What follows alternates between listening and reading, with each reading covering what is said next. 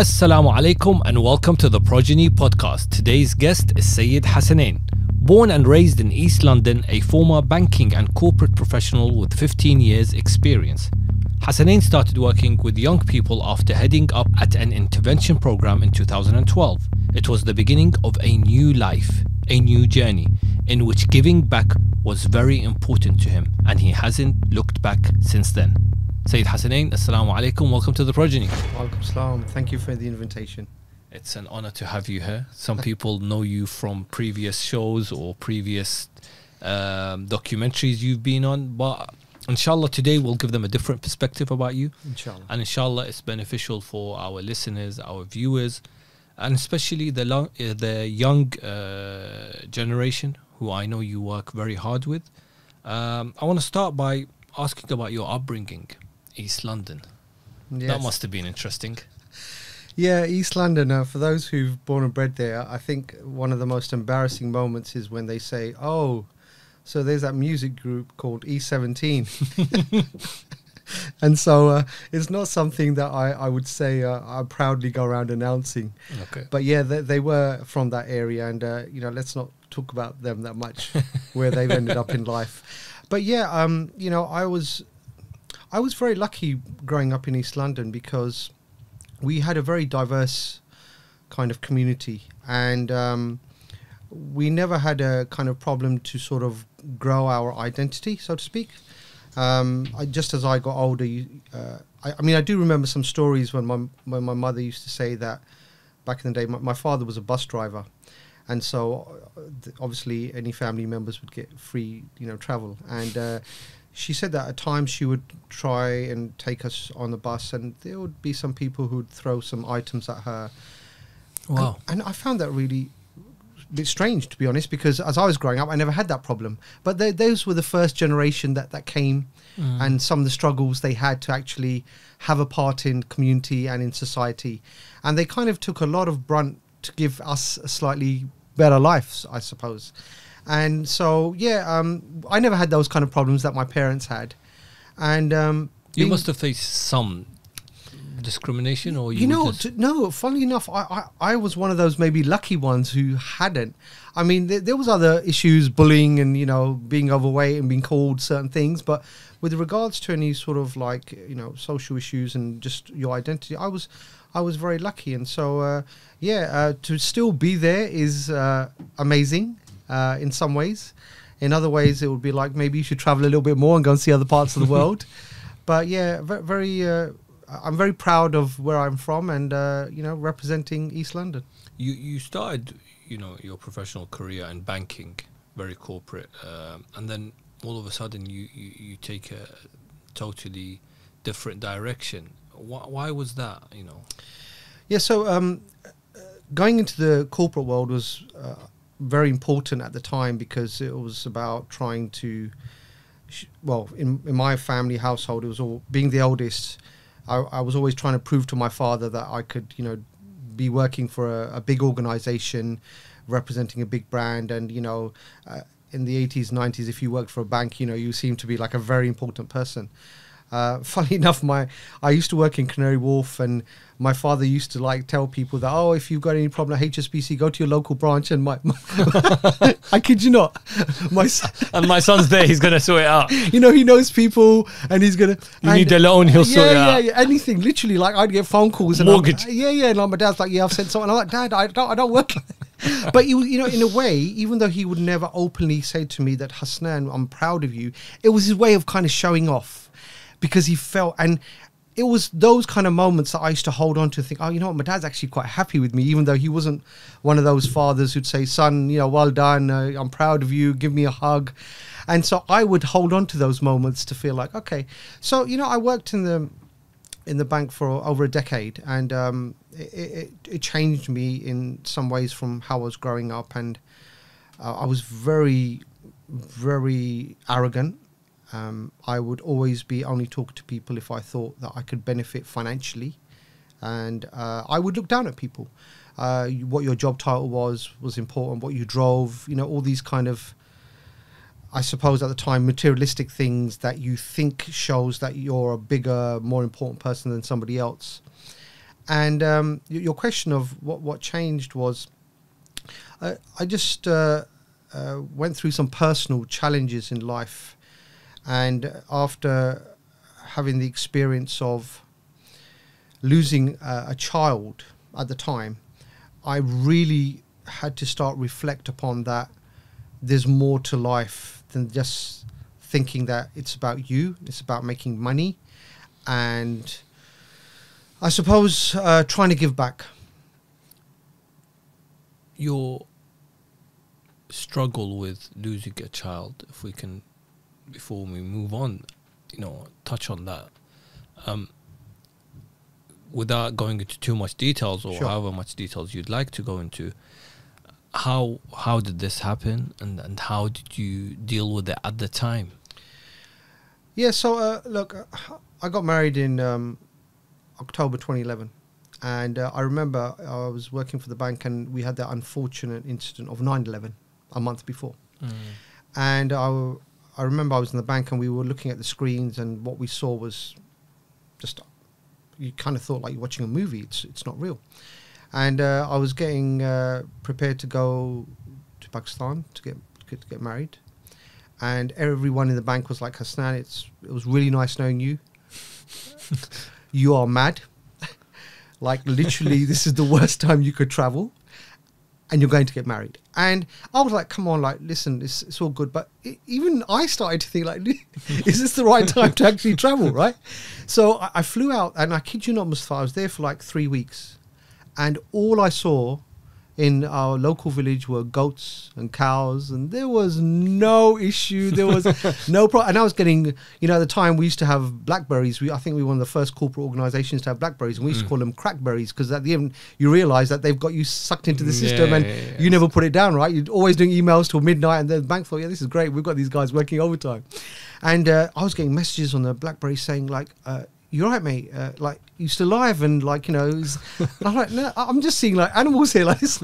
I'm in the middle of a farm. Yeah, middle of a farm, literally. So, and came back to London and settled, and I got busy with work and stuff, and we had our first child, and everything seemed fine. The tests we had done just generally because I'm related to my wife, and we were born with a beautiful son, Rohan, and he had blue eyes. That I remember that clearly. He had light blue eyes, and me and my wife had brown eyes, and so we were like, where did this come from? Beautiful baby boy. And it's always interesting when I get asked that question, because I seem to have a slightly different perspective every time, because certain things come out every time which are different. But so he was born perfectly fine, and just after about a few months, he started to just seem like he was developing a little bit slowly. And my father kind of said to me, something's not right. And I didn't mock my father, but I kind of wanted to say to him, Dad, he's only like 2 months, 3 months. He'll be fine. But being my father, I thought he has obviously seen something that maybe I haven't seen, so let's just get it checked out. And we went to a clinic in in London, and the consultant, or the professor, he was doing some assessment, and it was a very difficult time, because he was writing, and I've said this before, but I was like, can you like tell me what's going on? Like, really, I need to know. Hurry up. And he began his speech by saying, Mr. Syed, your son is not going to live for more than 2 years. And Mustafa, I know you have children, and I pray this would not happen to anyone. But when you have a child who's born perfectly fine and is engaging with you, and till this day, you have no idea. We went to the local hospital, and they were like, we just need to get this checked further. But even then, I had no impression that I'm going to be told 3 months down the line that your son is not going to live for more than 2 years. I thought there could be some disability. I thought there could be something that is going to delay his growth. But I did not see this phrase coming out of this professor. And I was like, what? And he's like, yeah, he's going to struggle, and if he was to live, it's going to be in conditions that are going to be extremely challenging. And I kind of froze, but I realized, Mustafa, at that time, and that was the defining moment in my life. It was the moment that I don't know where it came from. I was like, I just need to prioritize my son's health. And as difficult as it will be for him, I want it to be as comfortable as I can make it. And so anything else in my life just didn't matter going forward. And so my priorities changed. And, to cut the story short, he was in and out of hospital. And then eventually, the last 6 months, they said, you need to take him home because he's comfortable at home. He's aware of those surroundings, and he will enjoy the time there.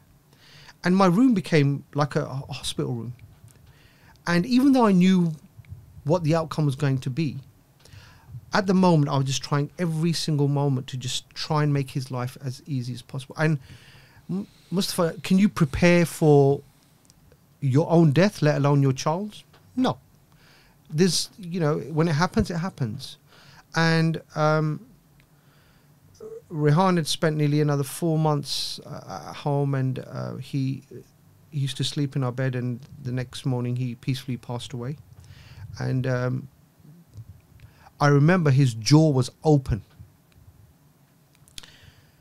And before the doctors were coming to verify, I was trying, because to see anyone pass away with their jaw open is not a nice image. And I remember trying to close his mouth. And it was so hard to lock his jaw that I felt like I was worried I'm going to break his jaw. So imagine my son had passed away, and I'm trying to give the appearance that he's peacefully rather than the jaw open. And I still remember the amount of strength I had to do just to close his mouth. It's very difficult, as you mentioned, to prepare anyone for death, let alone your son, let alone at such a young age, let alone when you thought, everything is fine. And again, it's very difficult. I won't understand the pain that you went through, but it's amazing that you said when this happened, you changed your whole priority. You changed everything about your life. And I think Allah subhanahu wa ta'ala, through his wisdom, tested your patience. And I always say, if you go through a certain struggle, a certain test, Allah subhanahu wa ta'ala has chosen you, Hasanain, because he knows you can handle it. Whereas maybe if he has chosen someone else, they wouldn't be able to handle such a test. And because of your faith, he chose you. How was your faith tested then? Was it something that supported you through this test of Allah? Where's the relationship with your faith come to here? Yeah, Mustafa, it's a good question, because I remember as I was growing up, my father being the oldest in his family, so he was very much like a dictator, telling his brothers and sisters what to do, supporting them. And then I was the oldest in my family, and he was very strict. When I say strict, meaning the sense where other maybe, firstborn son, go do what you want, come out, come home 2 a.m. No, like I remember curfew. Yeah, real curfew. I'll tell you how much. There used to be the 9 o'clock news for those who are old enough. And my father would say to me that you would have to be in bed for 8:30. And the only condition you can go to bed at 9:30 is if you watch the 9 o'clock news. And so what did I do? As a young child, I was like, I watch the news, right? The news. And at first it was like, whatever. But now the love for current affairs is huge for me because of the news. Because of the news. And on the odd occasion when I could go out, he'd always say to me that you know, I don't know where you're going. You might tell me you're going here, but you're going somewhere else. And I can't see you. But one person who can constantly see you is God. And at the time, I'm like, yeah, Dad, whatever. You just go and do your thing. Be a bit of a rebel, being the oldest. I didn't have anyone to guide me, tell me. I did a lot of trial and error in my life. But that stayed with me, Mustafa. That stayed with me to the extent that when it came to managing my son and everything else wasn't as important, I kind of just said, God, I leave it in your hands. I know you're watching, because Dad always used to say, you're always watching. And whatever comes of this and however it comes, just give me the strength to deal with it. So you say about patience, yes, you're absolutely right. And the other thing I say is persistence. You have to keep pushing towards the direction that pleases God, but also pleases humanity. How would you describe the few months after the passing away of Rehan Abbas? What were your daily activities? I'm guessing you were still working? Or? Yeah, I mean, I was very fortunate in the bank where they were very supportive. With Rehan, they kind of said, look, you come back when you need to come back. And even prior to him sort of passing away, I was off for a few months. And so, credit to the organisation, they were very, very supportive. And at first so those few months was a bit of a blur. I really wasn't sure where my direction was.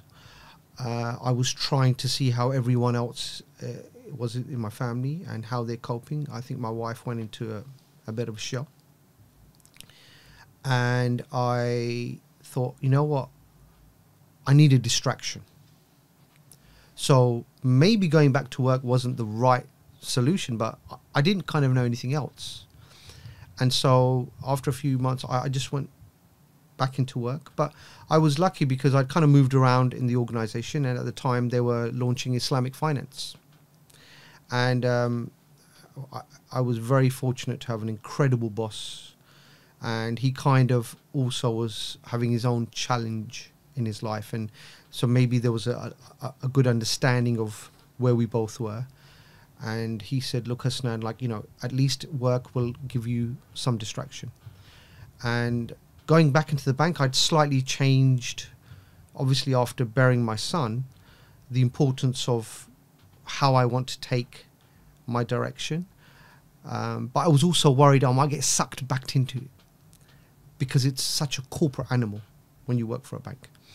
And so, I went back into work, but a slightly more value-based area. And I was fortunate enough to kind of... You never overcome these, Mustafa.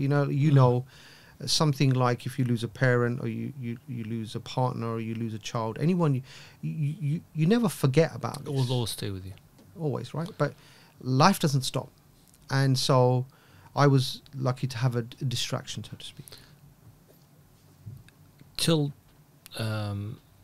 recently, a lot of people would, for example, that I know, would go through different tests and struggles in their life. Some would share these tests and challenges with me. And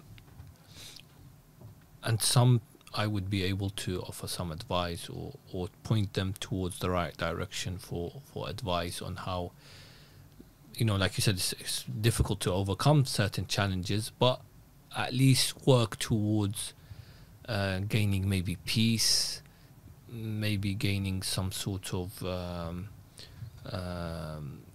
direction where, at least if I don't forget, at least I can see this as a hurdle, which I have now gone over.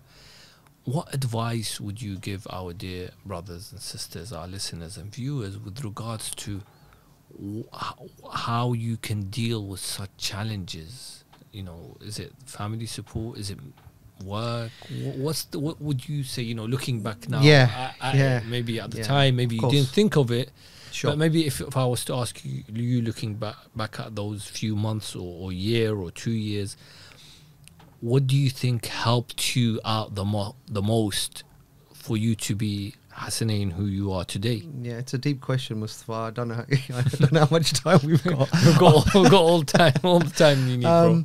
I think the most important area for me at the time in my life, I would have to say, is my family. I've mentioned it before that I was. It's so bizarre because you just reminded me that I have 2 sisters and 1 brother, and I'm the oldest. And my sister, who's the next in line, nearly a year and a half younger than me, she was the first one to get a mobile phone. She was the first one to get a car, and I was scratching my head. What's going on here? I'm like, hold on, Dad. I'm like, have you forgotten about it? But, I think, having a daughter-father kind of relationship now, I have one, I understand. But, I kind of felt like I was left out. But, I was very lucky that, so firstly, my father would ensure that as much as we used to hate driving 400 miles to go and see a family up north, that we didn't have a choice, Mustafa. We had to go along. And at the time, it was like, man, I'm sitting in the car, just baking. There's no aircon in these cars, like, back in the day. And, these cars, I think you had a Datsun Sunny, I remember the number plate, which is really sad. But yeah, we always did things together. And even though at the time it was a struggle, you realize further down the line how much it helped with regards to the connections and getting to know each other. So, yes, my father was strict, but now I salute him. I thank him. And I'm glad that he's alive for me to thank him. And obviously we know about the pandemic, and that's been another challenge of so many people who've lost, especially the elderly and the parents. And alhamdulillah, I'm fortunate to still have both my parents with me, and, I thank him. But at the time, for me, and for people, it will be all different things. Yeah. But the key thing in this is that you have to have something. You can't have emptiness. You can't have... So family was very important. But for my own reflection and my conversations with God, faith was very important to me. Am I perfect? No. Am I going to be perfect? No. But you have to strive towards perfection. And that's where I think, if you're asking me what I would say to people listening, is that you've got to have some hold of something. And generally, in my experience and the people that I know, people who have faith, most of the time, are in a much better place in dealing with their adversities than those who don't. So I would say that, and like I said, there's no right or wrong way with dealing with your challenges, because, as I was walking here in the baking hot weather, one thing that just reminded me, Mustafa, and I thought, I'm going to share that. If you look, every single human being in this world has their own DNA, has their own fingerprint. Like, just that thought blows my mind. That this can't have been, this has come from a creation of something, right? So we're all different. That's what I'm trying to say. And because we're all different, we all have different upbringings, and we all have different ways of seeing things. And another thing I learned from all of this was that don't think you know someone. Don't judge anyone, because we all have had different, ways of seeing things and growing up. So family is healthy. And if you have good, healthy relationships with your family, keep them, because you don't know where they're going to help you. Don't take that for granted. Don't take it for granted. I used to say, my father, he was from Pakistan. What does he know about things in London? And I was born here, I was in the bank. He was not a professional. He had a bus driver's job. But I've actually reached out to my father probably for a few times on the most important topics, because he's seen life. It doesn't matter where you are from the world. And faith. You have to have some belief. And I'm not saying that if you're listening to this, go and, transform your life based on... No. You will realize for yourself that if you don't have anything, if you don't have a belief, and if you have a belief, where those people are. You've mentioned your father quite a few times. I'm still trying to prove to you I'm worthy. he's had a big impact on. How do you see his role in who you are today? It's a huge role. You know, it's funny, I mentioned my father a lot, but I'm going to first say something about my mother. May Allah bless them both. I mean, my mother, no doubt, has been the core of my family. She has been the one to make sure that we stick together. And she's had her own major challenges. I remember one evening when I was 18 years old, around 10 p.m., somebody knocking on the door. And my father said, "That's the police." I'm like, "What?" And it was a police officer. And he walked in, he goes, "Mr. Syed," my father, he said, "Can I come in?" He said, "Yeah." He goes, "Can I sit down somewhere?" He said, "Yeah." He goes, "Your wife has had a horrific accident and she's had head injuries."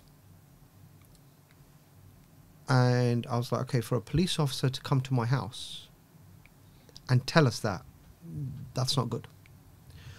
We drove to Whittington Hospital, which is near Holloway Road. And on the way, I saw the car, our car, which had my sister, my two cousins, and my mother, destroyed. And my father said, "Is that our car?" And I said, "No," because I didn't have the courage to tell him that your wife was in that car. We went to the hospital and they weren't sure if she was going to make it. And she had to have a lot of surgery, plastic surgery. And they said for up to a week, particles of glass were coming out of her body. That's just one story, and I'm not even going to share the other stories. But the strength she showed to come out of that physically, mentally, is one part. So, and we've not talked about giving birth to a child, right? So, core of the family.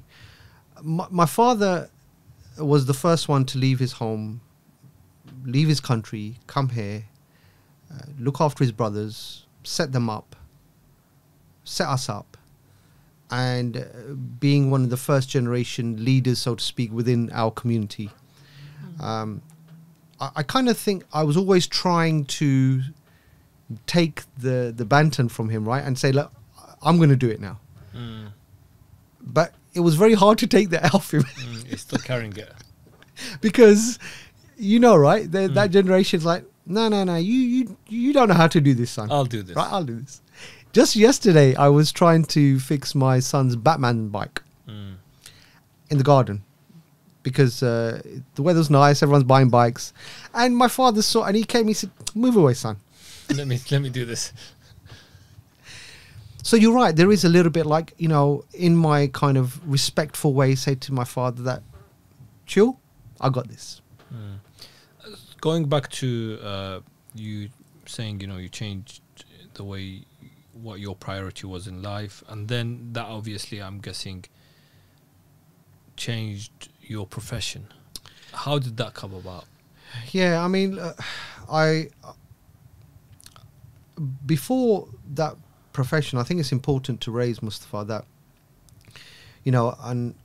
unfortunately, I had to go through the process again of bearing our second child. Wow. This was how long after the first one? 3 years.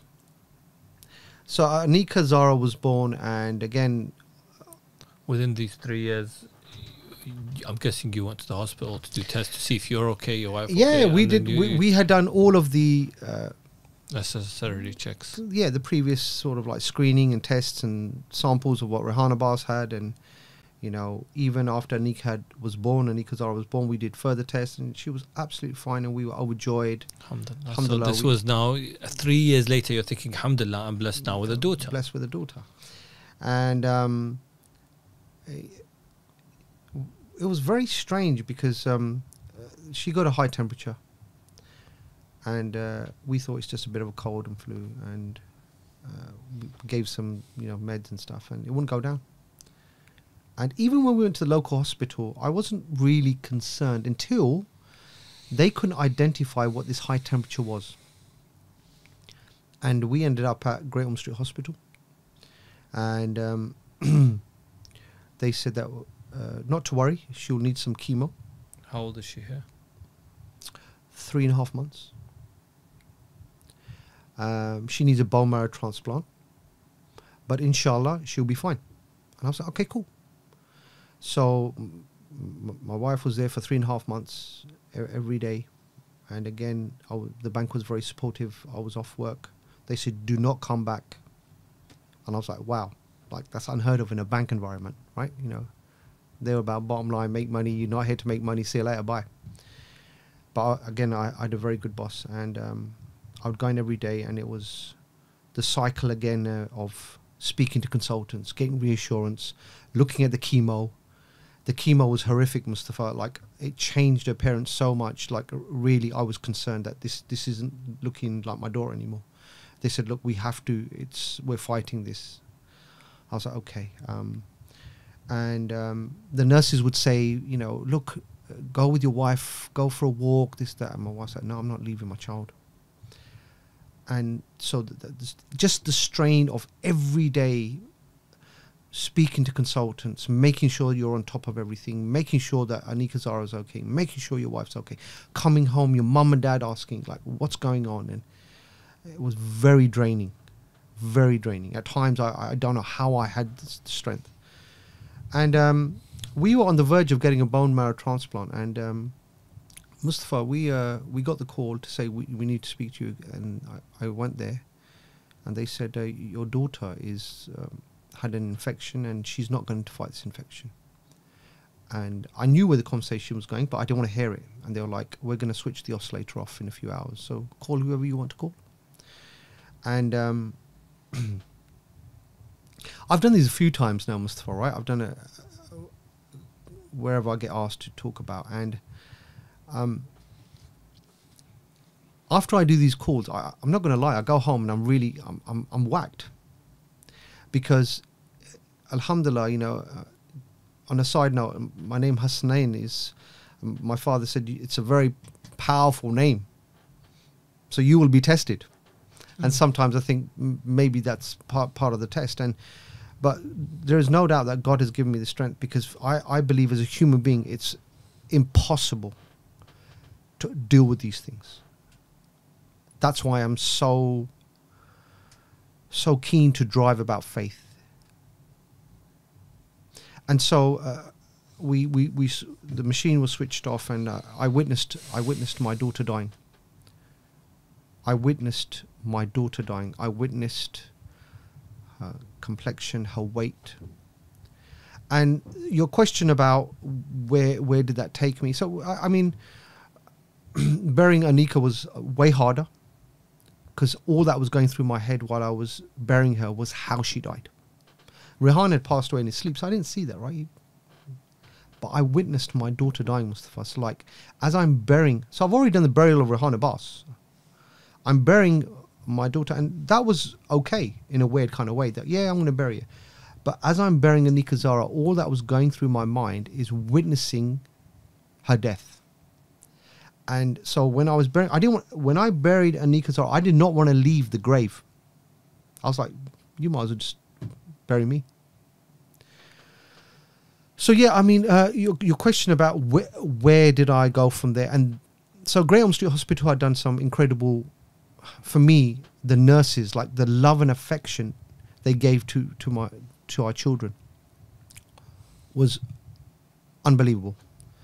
And I thought, I'm going to try and do something different. I started doing some community events, just because I felt like a bit, maybe prove to my father, but a little bit like, you know, I'm going to try and give back in some ways. And I also started to do some intervention work. One of my cousins, Syed Jaffrey, unfortunately had a brain tumor, passed away at the age of 32, was working with the school in Wembley called John Kelly Boys. It's now, I think, called Crest Academy. And we opened up some classrooms to help young individuals improve their grades, their GCSE grades, through maths and English, and inspiring them through different speeches, and play sports with them 3 months before their GCSE exams. And So I started doing all these things voluntarily, but it was starting to push me towards that direction. And I also became an ambassador for Great Ormond Street Hospital for some of the... I started running. I hated running, but I thought, let's do something that's going to push me. And running helped me escape from everything as well, in some ways, because it was time alone with me and God. And so I used that as a motivation. And I started raising money for Great Ormond Street Hospital. So I had an affection there, an attachment there. I had an attachment with the youth because we didn't have any children. So I used to think they're my kids, Mustafa. Every single one of those children, they're my kids, right? So I'm going to help them. And I did that for a number of years. Breathe. What does that word mean to Hasanain? It's interesting you asked me that question because I like the concept of finding a unique word. It's very simple. Rohan Abbas was told that he is going to pass away through respiratory failure. So his lungs are going to give up. And part of the reason I started running, Mustafa, was because it's about mastering your breathing. Mm. And not just in running, it's with many things. Like even when you do yoga, or even when you're told that you're, tense, just calm down. Breathe. My Apple Watch sometimes reminds me. Yeah, all the time. A bit too many times these days. But because my son lost his breathing, every single moment of my life, I remind myself that, God, if you've allowed me to breathe one more time, I'm very fortunate. But with that time that I have, what are you going to do?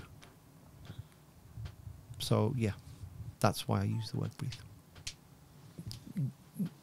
Again, I repeat, I will never understand how one can handle losing a second child. Something that comes to mind would be, why me?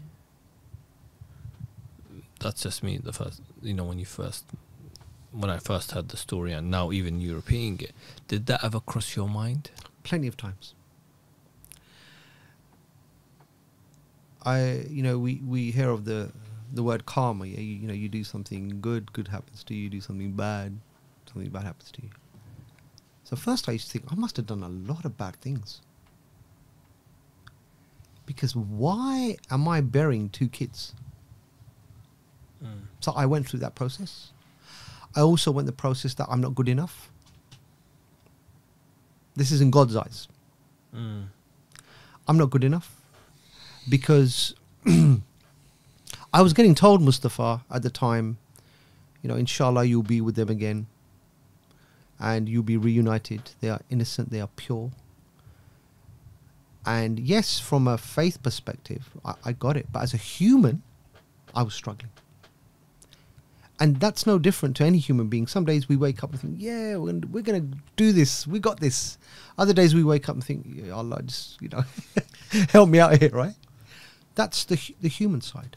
I was just having a conversation with somebody a few days ago talking about that, how doing these podcasts in a way for me has been a bit selfish, if I'll be honest, because it's allowing me to talk about things I haven't really spoken about. And in one way, I believe every single one of us needs some form of counseling. I spoke to you about this as well. Right? So when you say, why me? Many times. But I was, again, fortunate enough to, we have all different layers inside us, right? This is how I work. We have different layers. And depending on who you're with and how comfortable you are, we show different layers. With your wife, maybe, depending on your relationship, there's probably a bit deeper. With somebody you meet for the first time, it's maybe hair, because that's just the way we work. I feel if you can remove those layers and just be yourself, then you're in a good place in the world. Because it's always about trying to give the perception. Again, it's about how comfortable are you being you. So when you say, why me? Yeah, that was asked many times. But because I had enough belief, it would overcompensate the doubt to spread. And that's why I would say for anyone listening that this is a great example. And I'm not saying I'm great, but like my example of, even though I questioned and I had doubt and I had days where I was struggling, I had enough inside me to hold on to my faith. Now, faith, I don't know, it works differently for different people. Some people, it builds over time. Other moments, it could be one click of a moment of one incident and it's changed you. I don't know. But for me, I think my children actually reassured my faith eventually. How did you get into being an ambassador for Great Ormond Street, and how did that come about, and how did that help you with what you've been through? Yeah, so I started I started raising money through different community events. Generally, it was cricket, because Asians love cricket, free food, and beautiful. And everyone's, you ask them, like, can you play cricket? Yeah, I'm an all-rounder. I score 100 runs. I take 10 wickets. Everyone's an expert. Everyone's a professional. And I'm not going to tell you what kind of scores we used to get on the day, but they weren't that high. But we then actually started to get some things for kids, like a bouncy castle and just a jumbo cell, and just to make it a family gathering. And what it made me realize was that if you can get the youth to start to engage, that charity isn't a burden. It's not something you do 50 years down the line because you think I need to give back. It should be a way of life. Allah, beautiful. Right? Yeah. And if they can enjoy that moment, then you know what? They'll do it in the future. So a lot of the children that start to come to cricket matches, they've already said, oh, Uncle Hasnain, when can we take over? We want to do this. So again, it's about how you get people involved. I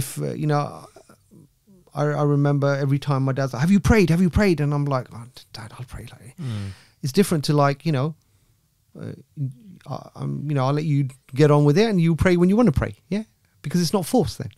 And so I reached out to Great Ormond Street Hospital and I said, look, I want to raise some money for you guys. And they said, oh, we got different activities. And they said, one of them's marathon. I was like, no, forget that. Forget that. I'm not running, mate. I'm not running. But I'd started doing a little bit of running before. I'm an Asian that loves my curry. I'm not running. Yeah, exactly. But I'd started doing a few jogs here and there for myself. And then I thought, oh, maybe this is like a bit of a calling. I don't know.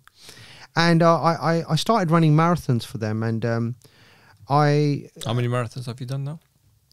6. Wow, subhanAllah. Yeah. Amazing. Yeah. Don't ask me if I'm going to do any more right now in this condition. I don't think. Well, I think there's Mustafa, I was struggling from Hang Lane Station to get here. So I don't know. But yeah, and as I was raising money. And how many months of training, by the way, is this? This is it's a good question. So usually the marathon's in April. So I would have to start in October. Wow. Because it's not like, you condition yourself over a few runs. You would do 20-minute run to begin with, 2 miles, a mile, and then from 2 you go to 5 you go to 7 you go to 9. And my kind of break-off point would be around 16 to 18 miles. And this would be 3 weeks before the marathon, you do your longest run. Which is around 16 miles. 16 to 18 miles. And the reason you do that is that psychologically you know that you've done 16 miles. So that at least on the marathon day, you're going to do 16, 18 miles. Because, again, it's about experience, right? Marathon's 26.2. 26 miles. Okay. Yeah, 26.2. Everyone forgets that point 2. That point 2 is the killer. It's that point 2 that... Mustafa, can I just say for everyone listening, please, if someone asks you to do a marathon, always say 26.2. When you say 26, that's offensive. Because that point 2 is the hardest part. It's the hardest. So it's 26.2 miles. And it will give you the confidence 3 weeks before the marathon to say, okay, I've done 16 miles, so bismillah, I'm going to do 60 miles. And after that, by the will of God, that last 10. And usually the crowd are amazing. They don't know you, but usually people have their names on their t-shirts and all these random people saying, come on, cause you can do it. And I'll be like, yeah. And I'll do it for about 5 minutes and so I'm dead again. They're like, come on, cause yeah. And then you'd finish. And so, yeah, you start in October and you'd probably run about 300 miles collectively before you run the 26.2 miles. What's your record, the timing of the marathon? I have an auntie who said to me, who has no idea about marathons. And she said, son, if you didn't finish first, then I'm offended. I said, don't worry, auntie, I finished first, right? Because I wasn't going to explain to her. Yeah. I'm not being any Kenyan, right? Or somebody like that, or Ethiopian, right? So my best time is 4:35, I think, to be. And my slowest time is about 5:20. That's 5 hours, 20 minutes. Yeah, of course. Yeah. But again, it's about experience. When I did my first one, I went gung-ho. I was like, yeah, I could do this. Last 10 miles, I was finished, right? Wow. And then I started slower. But as I started slower, it built up momentum to go faster at the end. And again, it's about experience in life. In your life, whatever experiences you have, it conditions you to do better. And I can use that as a marathon example. When I first did my first marathon, I was terrible. By the time I did my 5th, 6th, I was much better because of my experience, conditioning, learning from what happened before, and, you know, doing better at it. And that's life, if you think about it. In your experiences, you can either say, why me? Oh, I feel sorry for myself, or I can't deal with this, or this is not fair because so-and-so's life seems to be so much better. No, that's not your life. But if you can take that and twist it to make it like, okay, this has happened. For next time, I'm going to make sure that. So yeah, it was a great experience on different levels. How important is giving back to you? Because that's something that you do a lot now. And how has that helped you to stay mentally in a state where you say, oh Allah, thank you for the test that you've given me? Yeah, it's a beautiful question, Mustafa. I think the more I do for others, I do for myself. And to elaborate on that is that fundamentally it's about what fulfills you in life, what empowers you. And every time somebody reaches out to me, or I feel I can reach out without trying to make it look like, oh, I'm better than you, because it's not about that. It's about experiences. I just feel it makes me feel life is worth living. And I only have to take my own example to say that I think last year they actually put up a plaque for Rohan and Nikazara in Great Ormond Street Hospital for one of their infectious diseases rooms.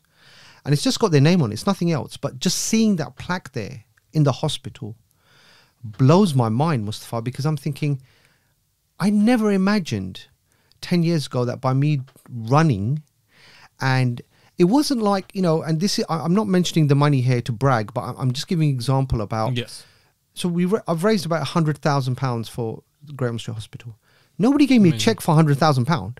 Yeah, of course. It was £5 here, £10 here, 20, because they firstly they were loving, caring people who loved me, and I thank all those people in my life.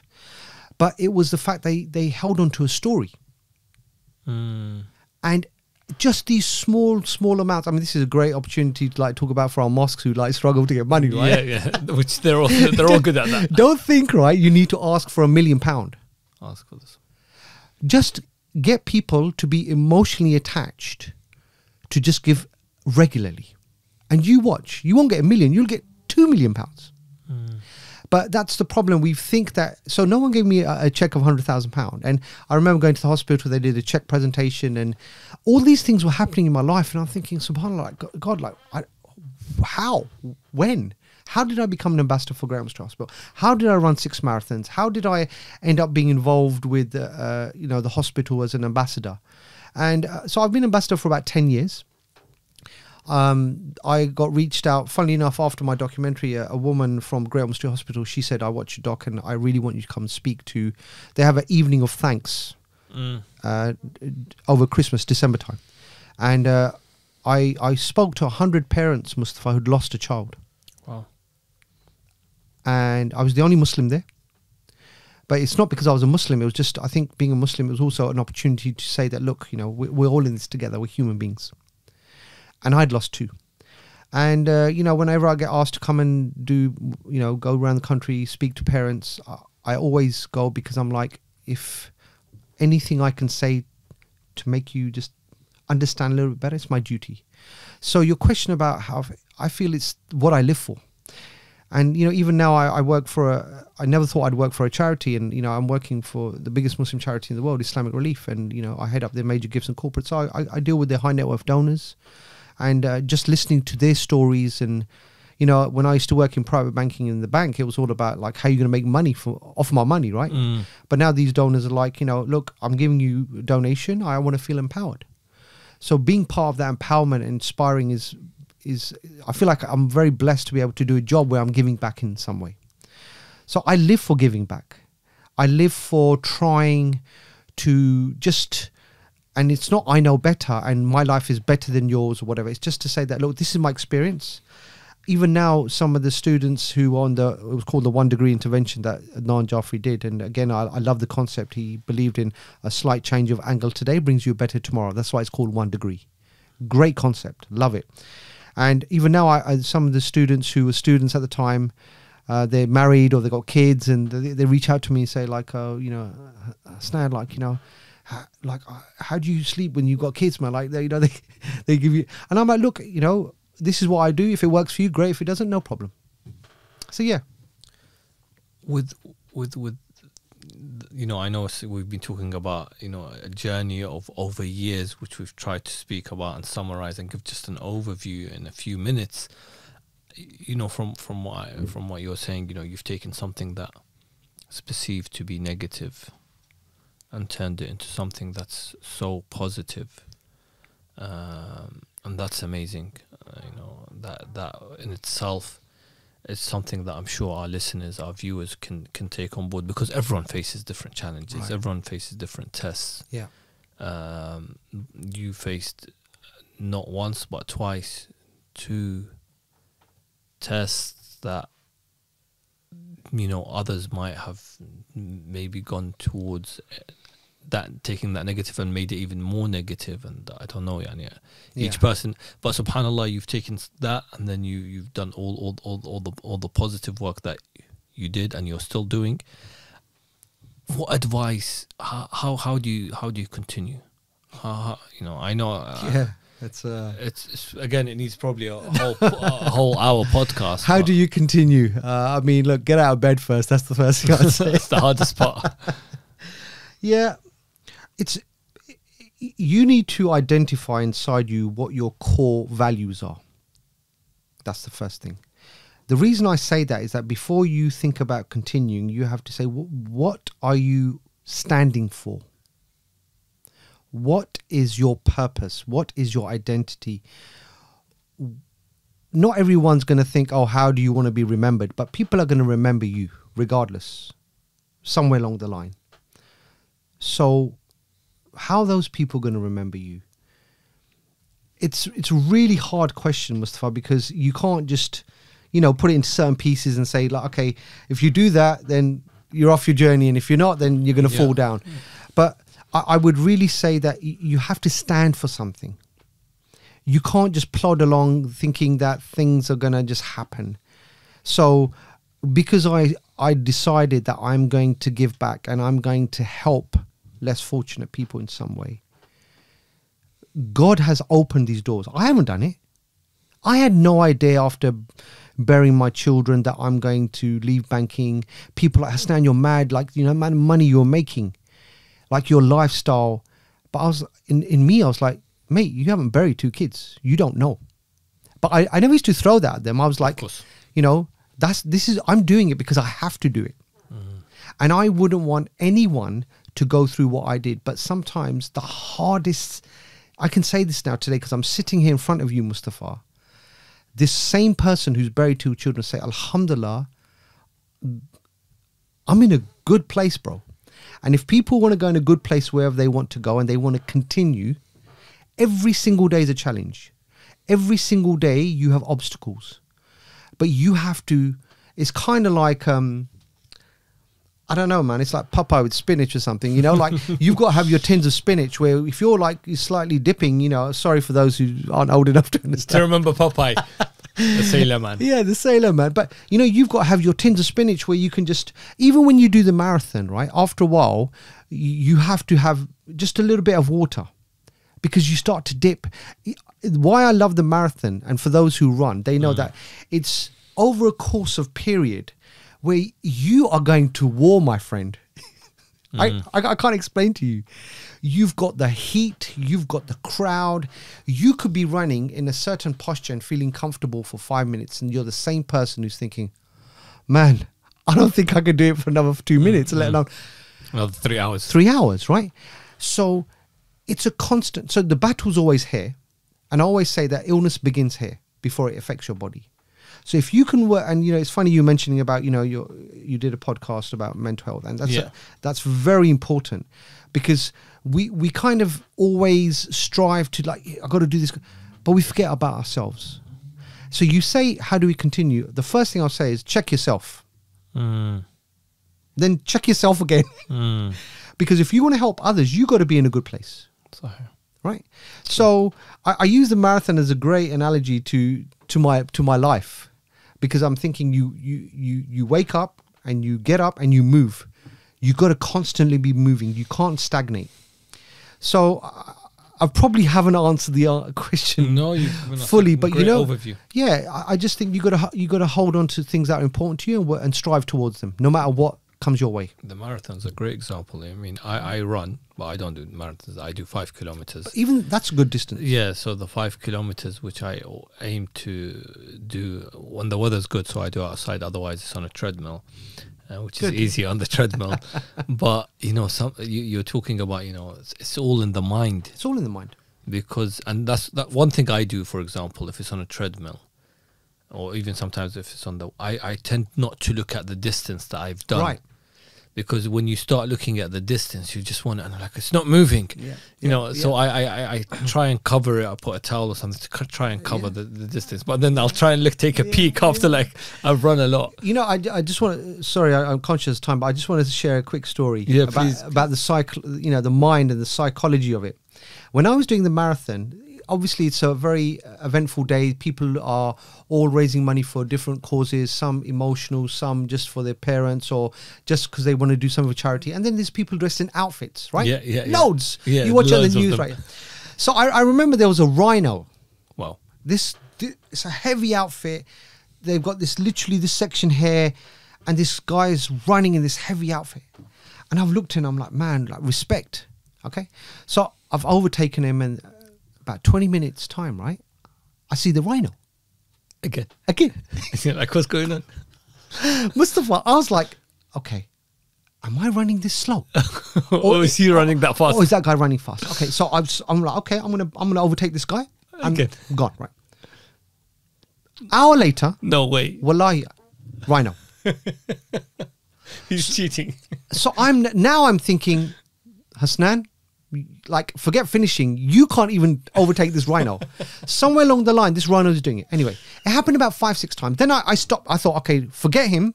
You need to finish the marathon. That is your aim here. Forget the rhino. I finished. I'm a bit emotional. It's my first. I think about my son. They give me a medal. There's an area you go and relax. And I see the rhino guy. So I'm like, I've got to go and I've got to speak to this guy, because respect. This guy's beaten me all the way through the marathon with that outfit. I'm rubbish, yeah? I've gone to him, I said, mate, listen, I've got to ask, man, like, are you like a triathlon or like an ultra runner, or do you go around the world? And he said, what are you talking about? I said, every time I saw you, you overtook me. And he started laughing. I go, what are you laughing at? He goes, look, there's a group of us, about 15. So the point I'm trying to make here is it's all in the mind, dude. It's right? all in the mind. You're thinking this rhino is faster than me. There's 15 of them. Everyone's got to think about that rhino story. Absolutely. Syed Hasnain, obviously I want to ask, alhamdulillah, now you have a beautiful family. How many children? Alhamdulillah, I have 2 children. Hania Fatima, she's 7 years old, and Hashim Abbas, he's 4 years old. MashaAllah, may Allah bless them. Ameen. Thank you. May they always make you happy. Thank you. And may they make you proud, just like you wanted to make your parents proud. Inshallah, I'm still trying. Let's see. Thank you. Yeah, mashallah, bro. I can't believe we've done an hour. Wow. It felt like, literally, I'm not lying, it felt like we've done a few minutes. Yeah. But subhanallah, I hope and pray, and I'm sure actually, but again, I pray that your podcast will inspire people to overcome or try and overcome their different challenges and tests, and maybe take up running or marathon. If we get 10,000 views on this podcast, would you do another marathon? Listen, if I knew I was going to be stitched up like this, I would never have turned up. Inshallah. Okay, inshallah. If you get 10,000 views, I'll do another marathon. Inshallah. So, guys, share this with everyone. Let's get 10,000 views, and let's get Syed Hasnain to do another marathon. Thank you for your time. Thank you, Mustafa. Thank you for inviting me. It's really a pleasure to see you, and I pray for all those who are listening and watching that may Allah make it easy for them and give them patience during their difficult times. Ahsan, Jazakallah. Okay.